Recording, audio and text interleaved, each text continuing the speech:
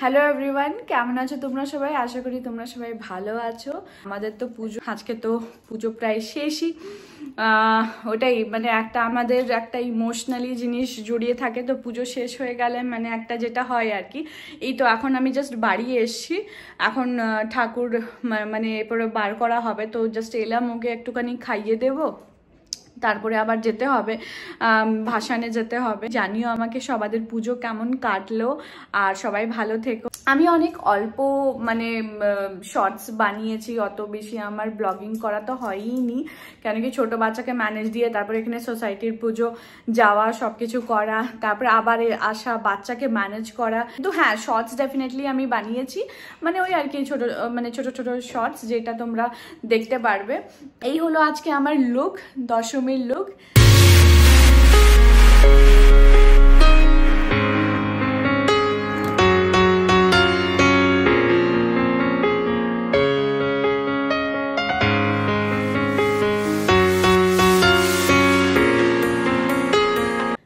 ছেলেটার তো সর্দি কাশি হয়ে গেছে, এই কয়েকটা দিন মানে হয় না, মানে ওই সামনে প্যান্ডেল হপিং এসব করা হলো। অনেক কটাই পুজো দেখেছি, মানে অনেক কটা বলবো না, এই পাশে আশেপাশেই সোসাইটিতে, তো সোসাইটির পুজোতে তো থাকতেই হয়, তো সোসাইটিতেই মানে যতটুকু টাইম পেয়েছি গেছি আশেপাশে, মানে বেশ চলে এসে। যাই হোক, মানে যেটা মেন কথা হলো পুজো এবার চুটিয়ে মজা করেছি, খুব ভালো লেগেছে।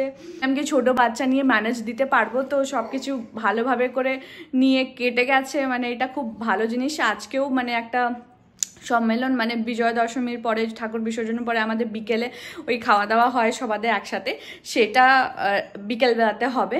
তো ওইটা হয়ে গেলে ব্যাস, মানে আর আমার নিশ্চিন্তেই। এখানে ঠাকুরের মুখটা এতটা ভালো করেছে, মানে ভীষণ ভালো।